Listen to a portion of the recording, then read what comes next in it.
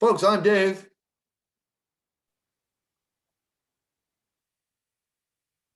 And that's Sean. Yeah, well, we got a delay here. We gotta figure this out. Bad delay. I didn't even hear your intro. Oh. I said I'm Dave. And I'm Sean, and I'm not a corporate sellout. But we are. See my background? Oh, it's a Coors Molson Barstools and Bandtalk. Folks, thanks for joining in tonight. We have a great interview. I'm gonna let Sean bring them in, but this next two guests actually, a couple team have done some remarkable things. You're going to remember this drummer from a band that Sean's going to talk about here in a second. Very huge from 88 to 94, Canada and throughout the world, really. But Sean, bring him right in. Well, so when I first started going up to Toronto, everybody told me about this drummer named Neal Busby that was playing in a band called Slik Toxik. And I had the opportunity to see Neal play a few times. And the real deal, if you've listened to anything he's recorded, great player, great technical ability. He's got a band now called Chyld. His wife, Huguette Arsenault, originally from Moncton, is a videographer. She's an amazing singer in her own right. She posted something last week, and I happened to reach out to them, and Neal said that she does all the Chyld videos. So I thought this would be a great opportunity to have an amazing drummer, an amazing singer who happen to be husband and wife. So without further ado, Mr. Neal Busby, Ms. Huguette Arsenault on Barstools and Bandtalk. Just like that. Yay! How are you, folks? So how are you, folks? Oh, pretty good. Yourself? Good. So in the intro, Neal, I had mentioned that your wife had posted her video. You had actually shared it, and I clicked on it, and I was absolutely amazed by the tune, by the video. And you had explained to me that she's been doing a lot of that. Huguette, why don't you talk a little bit about, because you're originally from the East Coast. Talk a little bit about your background. Super impressed with what I saw in that video. Oh, well, thank you. Well, actually, that video is from a few years back. Neal actually just took it upon himself to post it for Women's International Day. So we've actually done a few more since then. And but my background is musically, I guess I came to Toronto for school and just ended up, not liking anything else, but just always been involved in music, heart, growing up with heart and all this. So I just ended up teaching music to children in elementary school or something. And then I just got involved in music. Ended up meeting Neal through an ad. They were looking for a singer for a band. And so Neal and I got together somehow through that meeting we started a Chantal band, which is the Toronto name that I go by because I was doing a lot of customer service, and my name Huguette was confusing a lot of people, or they couldn't say it. And because the H in French is silent. So so I used a pseudonym, stage name, if you will. And then, we just started with a cover band, but I told Neal, no, it has to be originals, and then I think maybe a few months after we got married, and Neal picked up the guitar. He was really a drummer, but he picked up the guitar. I said, I need someone to co-write with, and he soon learned how to play the guitar, played a bit myself, but I'm mostly a top line writer, lyrics and melodies, and I concentrate on that. And it just started from there. We thought, okay, let's do an original band. And then we started writing the songs for that. But right away, I saw fashion television was on their website. Oh, send in your music. And so music, and they I just loved the stuff and started using our stuff like crazy. And we said, oh, forget the cover or forget the band. Let's just write and record. And at that time, Neal wasn't in the studio, or we didn't have a home studio or anything. We were going to, paying like $1,000 a song, have songs recorded.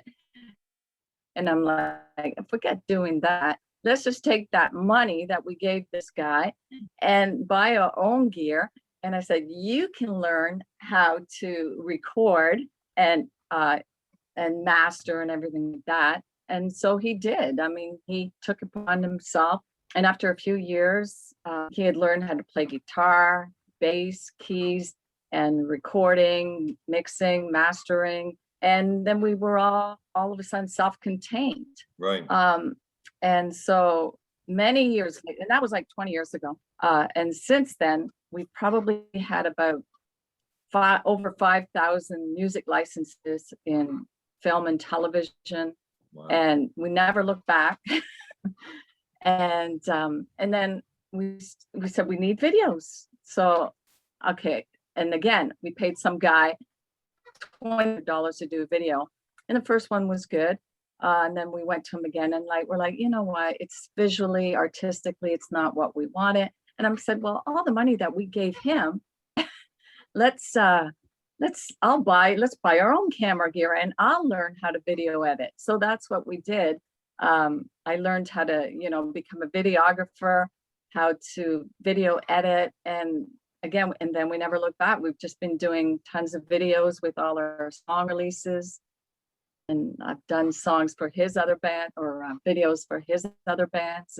And that's it. We're just very self-contained. DIY, do it yourself. That's very awesome. That's awesome. No, it wouldn't have been that much of a departure to do that had you've not been both creative souls from the get-go. Is that fair to say? Absolutely. Yeah. Absolutely. I started off always nonstop singing to birds and picturing myself doing the same thing. And I was always poetically inclined anyway. So, and that's with writing lyrics. And that sort of became my thing, writing, putting lyrics to music. That, I could do that for hours and hours. And Neal too, he's never pictured himself or he's never done anything else but music. So that's been our whole world, really, eh? Exactly. And I think these days you really have to do everything as much as you can by yourself. Yeah. You just have to be able to do that. So, and when the situation came up where back in the day, we wanted to do our own originals, and this was something I never thought I would get into, and that's like audio engineering. But as soon as I did, it was like, whoa, I seem to be naturally inclined to do this. And I just went with it. And of course, because we needed to be quite prolific, since we were in the world of music licensing, you have to just keep churning stuff. You can't just like write 5 years. You have to do 50, 60, 100 songs, as much as you can. And therefore we were constantly writing, recording, mixing, and getting them out to the music libraries in the world. And through that, just through repetition, became like a factory, a self-contained unit that we had. Wow. And I just got better and better at it. And then of course, when we started doing videos, it's like, okay, it's your turn. So Yes. in the intro, Neal, so I'm a drummer. I'm from Halifax. I moved up to Toronto in '93, and I got up there, and I said in the intro, everybody said, you got to see this guy, Neal Busby. He plays in Slik Toxik, and they talked about your technical ability. They talked about your creativity. I saw you, I think, one show. Now, I might be wrong, but I think it was at RPM. You remember RPM? Yeah. And absolutely blown away. And I sent you a note. I did say, your playing is very proficient. How long have you been playing? Who were some of the guys that you grew up listening to when you started? I started drumming probably in the late 70s. I think about 1978 is when I started, 13, 14 years old. And I was always a band guy. I just really loved the drummers in bands, and not necessarily like the superstar drummer guys that do clinics and stuff like that. Never really interested me. I spent a period of time where I got into those really chops guys, like Terry Bozzio and people like that. but mainly the guys that influenced me from the get-go were like obviously Neil Peart, Tommy Aldridge, guys from bands like the Aussie guy, Lee Kerslake,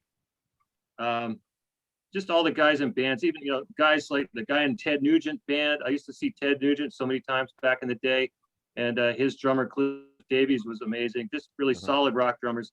Any of the classic rock bands that I was into, and then of course the new wave of British heavy metal, Right. like Phil Taylor, Cliff Burr from Iron Maiden, and all those guys were a big influence on me, and still are to this day. I always reference back to that. Cozy Powell was another one. I just love the classic guys.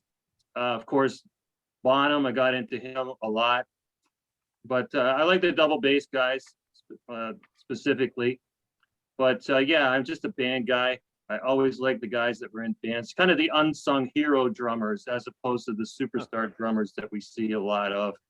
And, they impress me and everything. I really like to see what a guy can do with a piece of music, and that's what I always got into. And that's kind of what influences this day when we write songs, is like I think for the song as much as possible. Right on. The Slik Toxik was a pretty heavy band back in late 80s, early 90s. But from what I understand, you went into a little bit heavier music after that. Is that right? You went into like a thrash metal, death metal type of thing. Is that right? Yeah, that is correct. After Slik Toxik broke up in 1995, I was kind of wandering for a bit. I really didn't know where I was going to go, what I was going to do. And I was at his rehearsal place in downtown Toronto just by myself. I just rented a room and just put all my gear in there. And I just used to practice like crazy. And there was a band next door. And I used to listen to them, and it was like, oh, that sounds pretty cool. It's like this heavy, like way heavier than Slik Toxik ever was. And one day they had slipped some CDs under my door, and they were like trying to I guess test the waters to get interested in what they were doing. And one day I came by, and they said, oh, our drummer didn't show up. He's gone. He disappeared. And like, oh, yeah, you want me to play for you guys? Because I wasn't doing anything. Right. So I just got into that, and it was something I would kind of always want to do. I do like thrash. I do like the old thrash stuff. I like Anthrax and Megadeth and the big four basically of the thrash scene. I always wanted to play something a little bit faster and crazier and heavier, and the opportunity came up. And these guys kind of had a name on the Toronto death metal scene. They had a CD out at the time, so I joined up with them. And a band called Solus, S-O-L-U-S. There's quite a few bands called Solus, but we had a couple of CDs out. And I recorded a couple of CDs with them. And one was called Universal Bloodshed. And it was really good. It's gotten a lot of good critical reviews online. A lot of people say good things about it. And it was fun to play that stuff. It was something I had to get out of my system. Yeah. And we did some good shows too. We went down to the Milwaukee Metal Fest, which is a big 3-day thing they used to have down there. And just crazy heavy bands from all around the world would play there. And we held our own against them. We did pretty well. We got some reviews. And it was, it was fun. It was a lot of fun doing it. But, over time, I did see the kind of the dimensionality to the singing. The singer, who was actually a really good singer, he was just doing like too much of the Cookie Monster stuff. And I knew that at a certain point, it just had to change. But the weird thing was, I never really quit the band. It's just I got contacted from April Wine to do some road work. So it was kind of like, well, guys, I can't really stick around anymore. And then I left from them. And soon after that, it just fell apart anyways. But I did enjoy playing it for a while, but I wouldn't do it again. I don't think I could. It's too crazy. Well, I mean, talk about that for a second, because Slik Toxik, I mean, your singer was you would call him that kind of, bona fide hard rock like singer of the day, and then to go from a guy that sings with melody and that type of thing to the Cookie Monster thing, that must have been an adjustment to play with. It certainly was an adjustment to play with, but it because of the fact I was always listening to that type of music right from the get-go. When the death metal scene came along, I was quite interested in it just because of the drumming standpoint. It was pushing the bar quite further and further along from what the new wave of heavy metal bands, British heavy metal bands, had done. So from a drumming standpoint, I was very interested in it and trying to keep up with it, you know, and that's what drew me into that style. So even though I was in Slik Toxik, I was still listening and jamming along with a lot of really heavy stuff far beyond what we were doing at the time. And I was trying to creep some of that drumming into the Slik Toxik stuff. And I think I did on the second album, Irrelevant, which got a bit heavier and darker. And then, that's how it went from there. No, I never heard Huguette sing, but maybe she's got a Cookie Monster voice herself. Who knows? Thought about it for a minute. I know that they got that those baby, what is it, baby metal? Yeah. Ever hear of it? Yeah. And I thought that sounded kind of cool, but you know, you never know what we'll try next. We like to write different styles just to change it up. But probably not. Yeah. But I mean, what you're doing, I guess, together is quite melodic and quite, you know, it's got a really unique sort of flair to it. What would some of the influences be in some of the stuff that you guys are doing together? Well, I think when we first started together, we were sort of writing in a pop punk vein. Mm. So we really liked like Elastica and you know, the 90s alternative stuff, you know, Veruca Salt and, you know, even Hole. I don't know who else.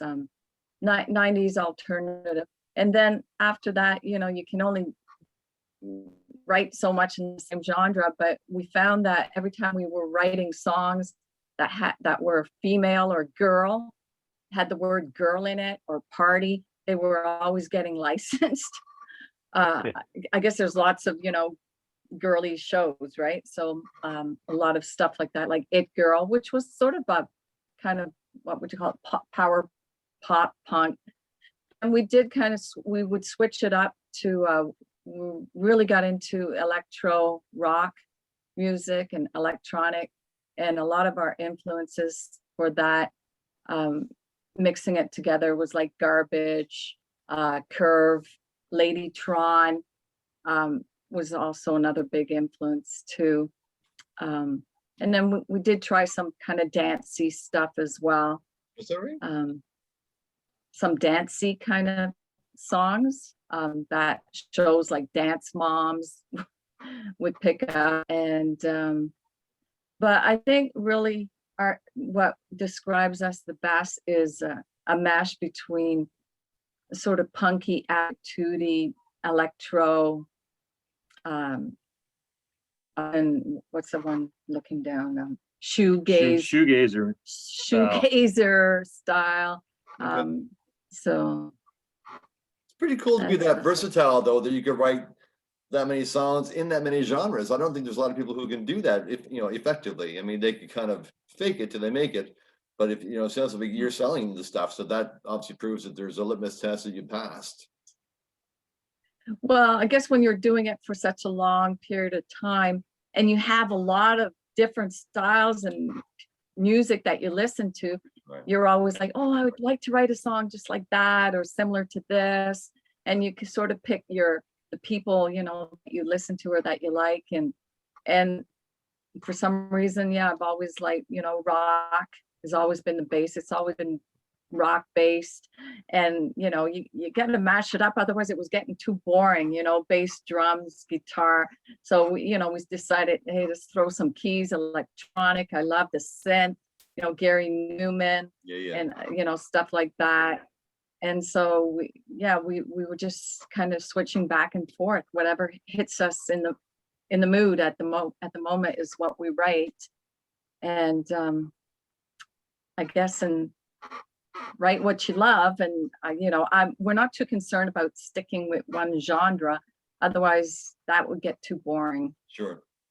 You know. So I see the V drums in the background. So is that what you're pretty much? And just before this, I have my electronic kit. That's what I was practicing on. But is that what you're using in the studio pretty much, or are you mixing up between acoustic and electric drums, or what are you doing?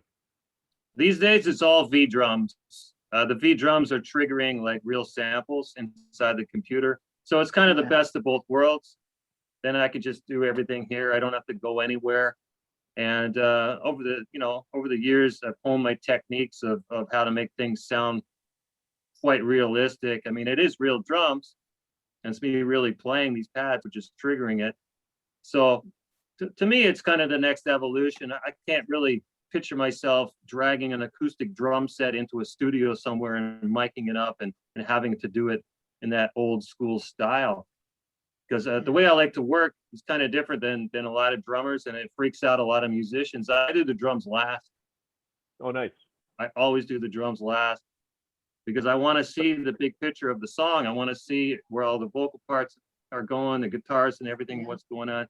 Because the drums can really color things in at the end of the day and then not get in the way of stuff, right? So to me, it works perfect. I couldn't do it any other way now because it's so easy for me. No, I like that. I've actually been in the studio where I've had to play with a full track, and you have the click track or whatever. To your point, I think it sometimes allows you to maybe add more, but then take away some things that might be overpowering a certain part in the song. Well, absolutely. I like to craft my drum parts, and I find this is the only way I can do it because over the years and being in studios, as you probably experienced yourself, you go in and like you're the first guy, you're under the microscope, everyone's staring at you to get your track done, and it's kind of a intimidating situation, and maybe you're not going to be at your most creative height at that point. Whereas with the ability to do it with the V kit into the computer, it gives me an opportunity to record like the way other people do, like guitar players and singers, where they can like try multiple takes, come up with new ideas, and not just go by the first thing that comes out of your head when you start doing tracks. And that's the old way. To me, it's like gone. There's no way I could do it like that. So when occasionally people will send me a track to what they think I'm doing acoustic drums on, but shh, don't tell anybody. It's not real. It is real, but it's the V kit. And that's the way I do it. I listen to the track, and then I just say, okay, I'm going to figure out this part for the intro, this part for the verse, and then I craft it as I go through, edit it all together. And I never really play it all the way through. No matter what stuff I'm working on, I do it in this manner. And to me, it works out much better than the old ways. So I love the technology, embrace the technology, because certainly it makes things a lot easier for everybody now. And you seem to have evolved into a producer's brain because, I mean, back in the day, the drummer just like more drums, more loud, all me. But I mean, you have evolved from just being the drummer, the driving force, to looking at the big picture and just adding it in. That's kind of cool. That wouldn't be normal. I wonder if you could just take us back to Slik Toxik days for a minute though, because I didn't realize that you weren't the original drummer for that band. You came in really when it mattered, recording the albums and then going on the bigger tours. Is that right? Yeah, originally they had another guy, and he was those guys were a very tight-knit little group of young guys that all lived in the same area. Okay. And that's the way they kind of formed, was like this nucleus of some friends that grew up in a certain, I can't remember the name of the part of Toronto they lived in, but they were all good buddies. But as they started to get more interest and under the microscope more of management and record company stuff, well, they hadn't gotten any record company interest yet, but they went in the studio a few times, and all of a sudden it was apparent, who's going to be able to cut it and who's not going to be able to cut it. So I guess they had, through their management, decided that, well, we're going to have to get somebody to record demos at least. And through a fan who used to work for one of my cover bands, my name was dropped to them, and I was brought in initially to do this 3-song demo that we did. But then, one thing led to another, and I just basically told them, I said, well, I'm your drummer now, so that's the way it's going to be. And then that's when things started taking off. I'm not saying that I had a big part in things changing, but maybe a little bit, because all of a sudden after that, That's when the interest started happening from the record companies. And really from the time I joined them, it didn't take that long for there to be interest happening and the signing to happen with Capital EMI. And then we had recorded half the album first through a production deal, and then we finished the album after we got signed to EMI. And you guys in that band, I believe you had, did you not have like, was it a number one or close to number one hit there with White Lies and MTV? Because I remember stateside, you guys were getting a lot of play down there. Yeah, it did pretty good for us. I thought it could have done better, but up here in Canada, it did a lot better than in the States. In the States, I mean, it's really hard to break through down there. And of course, we were thrown into a very transitionary time, that early 90s. Yeah. And things were changing massively. And even like, we were just like sort of starting up when that was happening. And the big bands were being hit huge. Like even Motley Crue went down to like hardly playing to anybody anymore within like 6 months.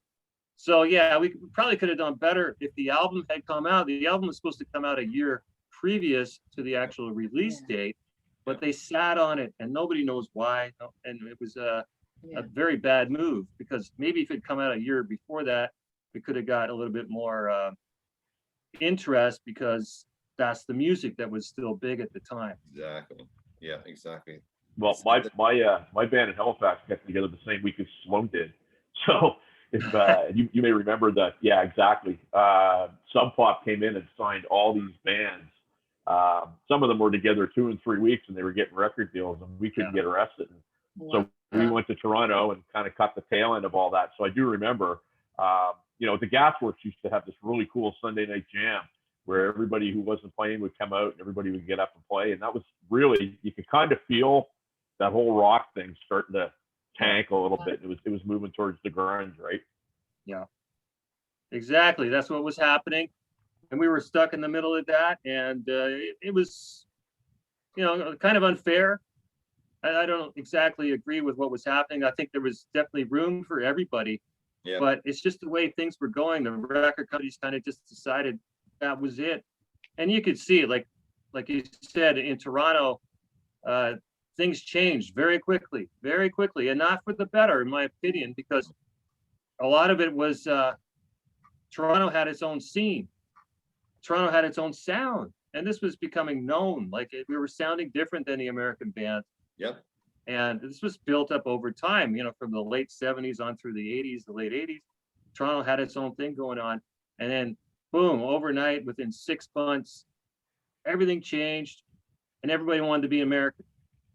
There was guys moving to Seattle and all this stuff. It's like, you're traitors, you're turncoats. Give me a break. Well, you know what, Neal?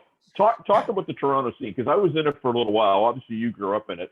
When I try to explain the Toronto scene to people here, they kind of don't believe it. I remember it being pretty exciting, but also very cutthroat. Everybody was kind of, you go out, you'd see guys that were there, and it was like, it was friendly, but not super friendly. And I don't know if it's the same way now, but just talk about the scene for a little bit, because out here, it's very different. The scene, I don't think there is a scene now. Yeah. I couldn't comment on the scene today, but back in the day, it was a very healthy scene. There was, definitely the spirit of competition was going on, and everybody wanted to be better than everybody else. But there was still a lot of camaraderie, bands helping bands. Definitely Slik Toxik. Once we got going, we repaid favors by getting people to open up for us that were friends of ours, and trying our best to Sven Galley opened up for you, right? Sven Galley opened up for you folks. Oh, we opened for them. Oh, okay. I thought it was the other way around. I'm sorry. We opened for them a few times. Okay. Yeah. So the scene in Toronto, I think, was, certainly there was a lot of bands that were in competition with each other. But at the end of the day, it was for the greater good of the scene being created and sustaining itself.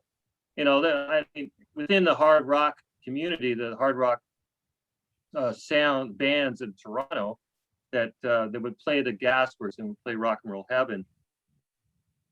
they were all like a tightly knit group of people that were all very supportive of each other. But then there was different scenes in Toronto where there would be more of an adverse competition between them. Like the Queen Street was a completely different scene. Okay. They're more alternative, more snooty, more snobby. And we were just like the fun loving party people. Like that's all we wanted to do. And then there was the punk rock scene in Toronto too. Really, none of them sort of got along.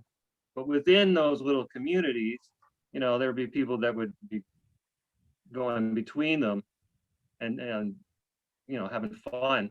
But yeah, I think overall it was a great time, a great scene, very healthy, and great memories from that time. And I wish I could go back there again. It was just great. We always say it. We all Yeah, say the no, same no thing, question, no Miguel. question. And it's kind of odd because when you think about, you know, the big rock shows at the time, how many people they employed. You know, yeah, you had a 5 or 6 piece band or 5-piece band anyhow, but you had a huge light show, you had a whole huge PA system, so you always had 3 or 4 road crew when you're traveling. If you were in your level, you would have had 30 or 40 people that you employed. If you have a, you know, a Kurt Cobain cover band and it's like 2 guys on stage, you certainly don't need to have 180 power can lights sitting above you, you know what I mean? And it really changed the industry from a big rock show to just some guy with ripped up shirt and jeans and an auto-tune guitar. It's too bad because people miss that. Oh, absolutely. Yeah. And I think if a lot of the young people today could be exposed to that type of scene and show and that they wouldn't know what hit them. Yeah. For sure. But anyway, So when I go, yeah, exactly, we could go on and be bitter, but we won't do that. Yeah. So when you were posting some of your child material, and we'll get to that in a sec. But when I saw your wife's video, and before we actually you know, interacted, you said she does all the videos for your new band. Yeah. So talk about that a little bit, because you guys are putting stuff out, it seems to me, at a fairly good clip there. It doesn't seem like, you know, you're making the best of a downtime. yeah, for sure. Well, Chyld was an old band of mine, again, from the Toronto metal scene that actually formed in '84, Oh, wow. way back before Slik Toxik was Yeah. in existence. And There's a big story about that. yeah, it's kind of funny stuff. That band was, we never really played too many shows. We played a few shows at a place called Larry's Hideaway, which is Yeah, another yeah. classic Toronto rock bar. It's the first place I ever played, was Larry's Hideaway with this band Chyld.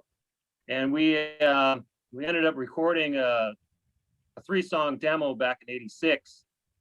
And I actually had 2 of the songs onto 7-inch vinyl.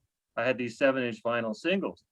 And I paid for everything. I arranged everything.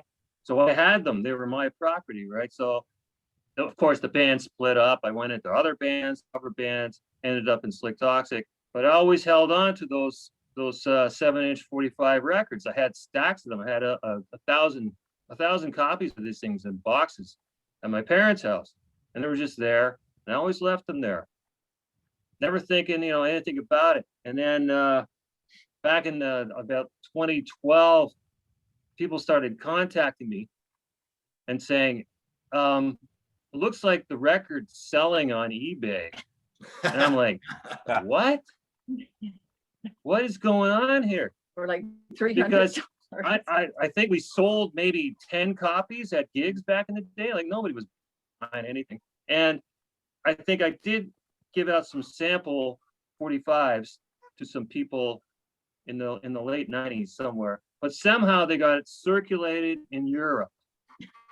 I don't know how, but they got circulated in Europe, these 7-inch singles, and they became some sort of underground collector's item of metal.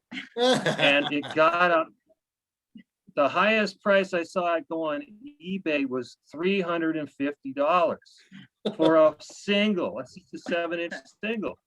So I said, ka-ching, I'm getting in on this action. Okay. So I started selling them myself on eBay and just getting the cash. First of all, I was paying myself back for what I put out back in the day. And then the money started pouring in from these sales of this album, this 45 that I made like 25 years ago at the time.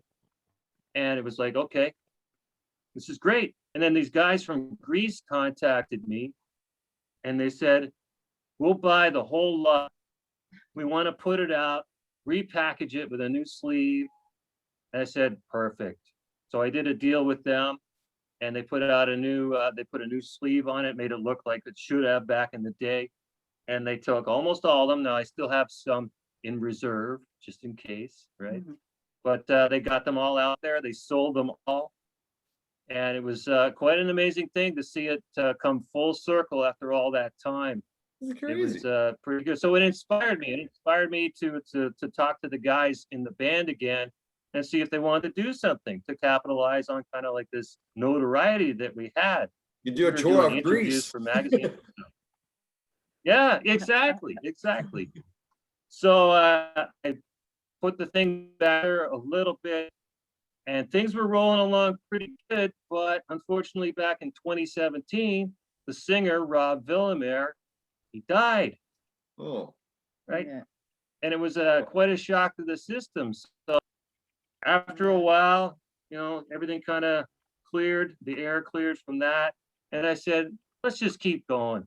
We got tons of songs that we never recorded back in the day. We got them like on boombox recorded demo tapes, cassette tapes. I said, let's finish these songs, many as we can. We're starting to get licensed too.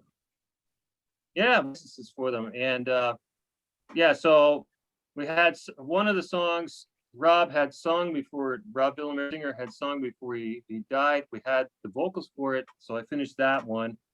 But the 3-song demo that we did, those songs back in the day I had on the 2-inch master tape, and I kept that too.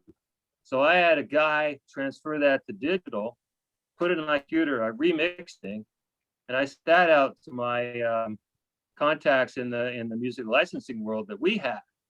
Yeah. From before, because we were already doing that. And then all of a sudden, just the past couple of years, those songs are getting licenses and things like and doing really good. Got a song on the new latest Walking Dead show called World Beyond.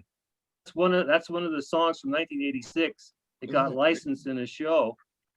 And then we had another one called Interrogation, which is another kind of CBS crime show. I can't remember exactly what it's about, but it's again very cool that all this stuff finally came to fruition. Sometimes hard work pays off, but it just takes a little bit longer.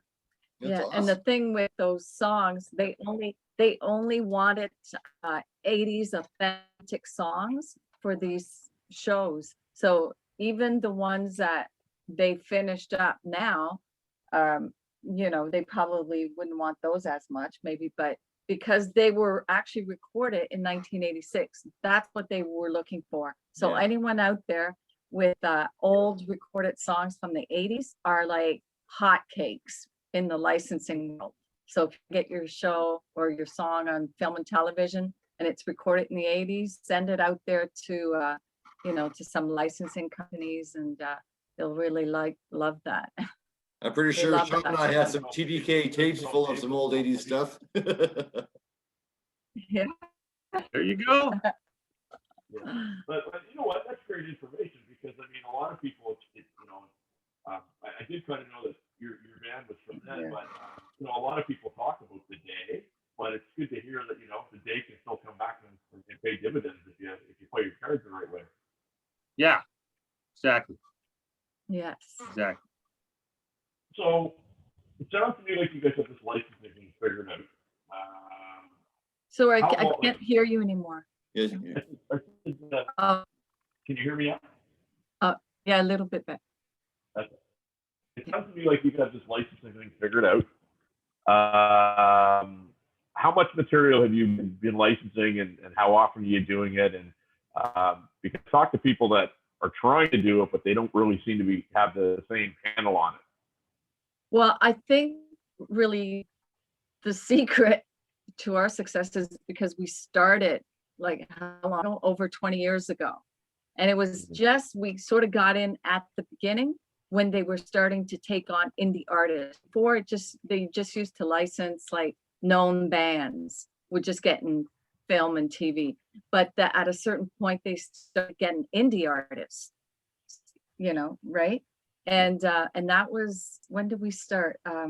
Well, 20, maybe 21 years ago, we started writing and submitting, and it just sort of took off. And that's why, you get motivated when you see, wow, okay, wow, this is like, so we just kept writing more, and just specifically for licensing. And I mean, they were songs that we would ourselves as a band, but we would always make sure to make it like use universal themes and things like that. But sometimes not. I mean, I've written songs that are like, called like Another Cannibal Girl. Oh, well, there you go. Actually, it's got the word girl in it. If you write a song with the word girl, it all seems to get picked up for licensing, right? Because so I guess, I don't know, they like that. But I think the fact that we started that long ago helped. And we went through a lot of changes with the licensing companies. There was a lot of changes where you could actually have your song with a whole bunch of different libraries. And there was infighting between music libraries at one point because, so you had to change the title of the song so that different libraries could use it. And then some libraries didn't like that because they'd be pitching to the same show, different, and then some libraries came and went, and there was changes, mergers. And so we really, I think we're known for a certain genre. I think we became known for kind of rock music, right? And yeah, that really seems to be what they license a lot from us, is our rock stuff or punky stuff. And sometimes electro stuff as well. But so we sort of became known as the rock people, I guess, that they go to for female rock. I don't know. But I don't know, there's lots of room for everyone out there. But it's just a matter of writing song after song after song. Don't overanalyze your song. Don't stick, this is my baby, you don't want to release it to the world. We don't think at all like that. Just, okay, next, as soon as we finish that one, next, because we realize, the more songs you get out, the more royalties, the more licensing opportunities you're going to have. And so we did submit to tons of music libraries, and eventually a lot of them did sort of collapse. And so we're a few, now there's a lot less, but they still, they're like major ones. They're the cream of crop. They sort of stuck around, and we've been with them. And I don't know, is there anything else you want to add as to why we get so many licenses? Or well, we do dabble in quite a few genres but we do enjoy the different genres, and that's the thing. Right. And the is still behind all the different music that we do. Sometimes we said it's like pop punky kind of stuff. Sometimes it's electro stuff. Sometimes it's alternative stuff. But it's all music that we love to write. And one thing that a lot of bands should realize is that writing songs for your album and writing songs for licensing are not always the same thing. It's not the same thing at all, because we've done a lot of stuff that we really wouldn't consider the Twirl artist songs. Right, that's true. We've done a lot of songs that are very kind of poppy stuff that when we listen to it, we go, oh, okay, well, that was for a specific reason, but it wouldn't necessarily fly for our own particular Twirl artists representation. So you have to be able to think outside the box of what you would expect your band to do. You have to think like at different styles, but we seem to like different styles, so that has been our advantage. And we do carry ourselves off like as artists. So I think a lot of licensing companies like that, as opposed to just going to someone who's just sits there and just writes songs just for licensing. Right. When we write a song, we're really thinking about it as for us, for a band, but you know, we still keep in the back of our minds, okay, you know, sometimes, okay, would, you know, could you see this in a show, or, you know, and you stick to some general themes and you'll have no problem. But sometimes too, they want something eclectic or off the wall. So Yeah. you just never know what's going to get licensed, really. But to You your just gotta point, though, throw you it were out there. proud. Sorry. So to your point, you were proud of everything that you wrote. It was authentic and it was real. You know what I mean? So that it's something you would play yourself and you enjoyed at the end. You're going to be your own worst critic. So if it's that believable, then people will buy it. Exactly. Exactly. Hmm. That's how, you know, because we, you know, some people might go, oh, you just write jingles. No, not at all. You know, we've been asked to write a couple jingles that we tried, but it wasn't our thing at all. You know, we like to write songs that we feel, you know, that we really get into. Sure. You know, are some of our favorite artists, and you know, and sometimes they do ask for songs that are sound alike. Mhm. So that's something to keep in mind too, once in a while, you know. But You check out the Twirl Spotify page and you see our top 10 songs, you'll get a very good cross section of what we've been doing over the years. Because these are the reason that they're being played, like in some cases hundreds of thousands of times on Spotify, is because they're in particular TV shows. Our number one song that's on there is a song called It Girl, and It Girl just happened to be in a big hit show from about 10 years ago called Pretty Little Liars.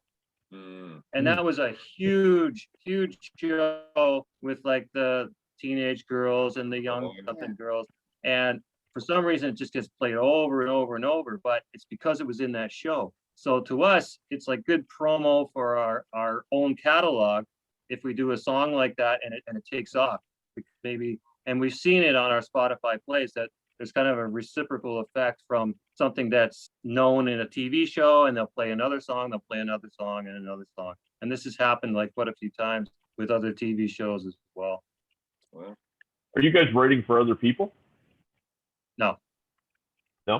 Strictly no, for yourself? that's not exactly true. No. I did write lyric for Chyld. Oh yeah. I did write. She was a ghost writer for Chyld. Yeah. Right on. Neal wants all the money. He doesn't want it all from. They're all self-contained, Yeah. right? They said that earlier. They're terribly self-contained. It's kind of interesting, though. We talk about the record companies, and now obviously, right now, all the major streaming services are all over the news. But you guys found kind of a back door with the music libraries and the licensing agreement. I never actually haven't heard that much exposure to this, so I really find this conversation fascinating. Yeah, it's just a different way to do it, and it was just something that was coming along at the time. It just seemed like it had to change. The big record companies were not signing our type of music anymore. And then you get older too. You're not like 16 anymore, and maybe they don't want to look at you. Oh yeah. Well, the four of us are handsome. I can't speak for the rest of the people, but Well, but we always try to put something on the show that people can learn from. And, you know, it's good that Neal and I didn't talk about triple paradiddles for the entire time that we're on here. But this to me is really, for a guy who's a drummer, who obviously now you're playing other instruments, you know, you reinvented yourself, I guess, probably out of necessity because it was going on in the industry. But now I get the feeling you two could go out and give, you know, seminars on this whole process. And, you know, we had a show the other night where the whole thing is about figure out what your niche is and stick with it. It was about social media. You guys seem to, you know, to me, be way ahead of that curve, and you're doing very well with it. Yeah, well, because I guess that's sort of an advantage of not being signed to a record or label or whatever, because they expect you to stick to one genre. When you're an indie artist, or like us, like a writing duo who also writes for licensing and for, we don't have to stick to anything. We can write anything we want because we have like a platform to send it out to, we have somewhere to send it out to, and you send it out and someone may need even this weird electronic music that we one day felt in the mood of doing something different, and you have somewhere to send it out. So you don't have to be concerned and tied down to like, oh, we have to like just sound the same over and over again, so we were able to experiment without like, because we're our own boss. We make up our own rules. Right. That's It's the a big thing about nice it. place to be in, for sure. Nice place Yeah. to be in where you call your own shots and you don't have that record company Yeah. saying, hey, it's 150 grand, get out there and, and play to pay the money back. I'm going to ask you this. Obviously, you guys are in Toronto, correct? Yes. So your situation up there is quite different than ours in terms of, things have opened up a little. When's the last live show that you had an opportunity to play? Play? Or Yeah. go see. Yeah. Play. Okay. I haven't played a live show in quite a while. Well, with Nick Walsh, you did some kind of. Me and Nick Walsh, the singer from Slik Toxik, I think we did a jam, or we did some kind of jam thing, Charity thing. charity event thing, and that was a long time ago. Yeah, I haven't been focusing on the live show stuff. We have actually, the good thing was we were just about to start talking about putting maybe a live band together. Yeah. About just over a year ago. Yeah. And we were like thinking, yeah, maybe we should take this out and maybe play a couple of small gigs around Toronto. And then this whole thing happened. This thing that I will not talk about and I will not name, but this thing that has destroyed everything. And that's what's gotten in the way. I mean, otherwise we would have done it. And it was sad because the same thing was happening with Chyld. I had these guys had put together this book about the Toronto metal scene that's coming out in a few months. And it's gonna be like a really, really well done book. And he's included Chyld in it. Their second. Yeah, they did one about Toronto punk rock scene that's just really brilliant, amazing collector's item. And they're doing one about the Toronto 80s metal, just specifically the 80s metal scene. Cool. So they were going to do an album or a book launch party. And this was all set up for like, what was it, back in last year, fall of last year. Yeah. And of course, this thing that I will not talk about destroyed everything, and that's gone too. So it's kind of like, oh, well, maybe it's a good thing we focused on music licensing. Yeah, that's true. Yeah, for sure. Guys, we want to be that's a respectful great of your point. time. And I'm just trying to wonder if you could leave us with some ways to find you. I know you have the Twirl. I know you're doing instructional videos for drumming. I know you have your own tunes. So where can people find you?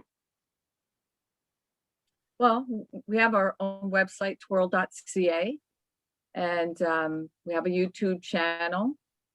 I love twirl.ca, and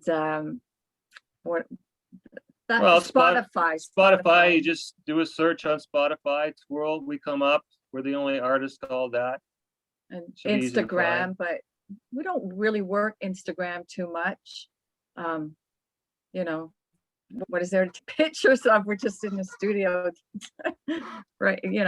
So haven't really gotten into Instagram yet, but we do have a page there. And of course there's Facebook, but we don't work that one too much either. Yeah, we're not really big social media people for pushing any kind of music projects too much, because that's why we make our videos and we put them out on the YouTube channel and just, hope for the best that people are going to see them. It's worked out pretty good so far. Yeah. But mainly the website. I mean, she built the website. It's a pretty cool looking website. That keeps everybody up to date with what we're doing. Right on. And there's a website that she also did for chyld.ca to keep up on what we're doing there. That's about it. We can't we talked about this before we went on, but we have an East Coast alumni here. Oh, Moncton, me? yes, Oh, Moncton, New yeah. Brunswick's own, right? Yeah, that's right. So And you you're never from know, Moncton. you may find us there soon. Or who knows? Well, you guys Well- come down here. There's a club that we do a lot of, we promote a lot of shows. We actually are opened up in a little bit. Dave and I did 2 shows the last couple weekends, but there's a great room down here that's a throwback to the old days of the Misty Moon. That if you guys ever wind up out here, geez, we'd love to maybe see you play there. Yeah. Oh, definitely. Who knows? How is the music scene down there? It's Is weird. it mixed? Yeah. It's live It's, music is tough. It's tough, but we've got great numbers here for that thing that we're not going to talk about that ruined the whatever. But our numbers are pretty Yeah. good down here. So Yeah. therefore we have restrictions, but we can still play live shows. You know, it was not the full 5-piece band, you know, as it was. There's a few venues that could do that. This one, that room that Sean and I are talking about, there's one of these exceptions where you can have a 5 or 6-piece band and you can still do it. There's no dancing. There's no, you know, so it's different. I mean, for a club, you know, to have folks not dance or rush the stage or do whatever they normally would do, but we can still get out and play a little bit. So we're fortunate. We're blessed to have that, I guess, you know, so that's good, right?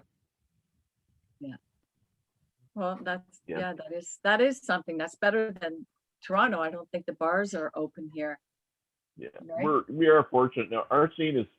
I moved back here in 2000 from Toronto and came back to no drummers, just all acoustics and trios and duos, and that's about around the time that the Great Big Sea kind of hit. So we went through a period of time where it was, if you're a drummer, Neal, it wasn't too much fun. You had a rough time playing a gig, but it's coming back, which is really good. And there's some great live music out here, and there's a little band you should check out. We're going to start promoting. They're called Dolly Van Gogh, and really cool stuff. They're actually a throwback. They're young guys, and they're throwback to kind of the day, which is kind of cool.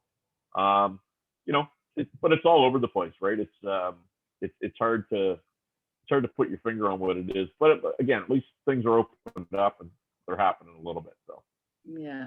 Good. Excellent. yeah. So look, really appreciate you guys being on here, and you know, it's I really dig what you're doing. Like I say, I happened on it there, Neal, when you posted that stuff there, I guess last week. It's great to finally meet you because, like I say, I grew up listening to you and stuff like that, and almost had the opportunity to open for you guys back. I think it was '93. Yeah. And hopefully we can stay in touch. And if you get out here, geez, we'd love to take you over for a beer, guys. Oh, Oh, yes. definitely. Sure. Yeah. Most definitely. I'm up for that. A good Moncton girl. She's a good Thank Moncton you girl. for having us on. Well, thank you. Yeah. We Yeah, appreciate thanks guys so much. And we're going to continue to follow you guys. We're going to plug what you're doing. And thanks so much for your time. Really appreciate it. Yeah, it was excellent. We had a great time, eh? Thanks, Dave. Thanks, Sean. All right. All right, boys. Peace out. Girls, have a great night. Okay. Take care. See ya. Talk to you soon. Okay. All right. Thank you. See ya. Bye.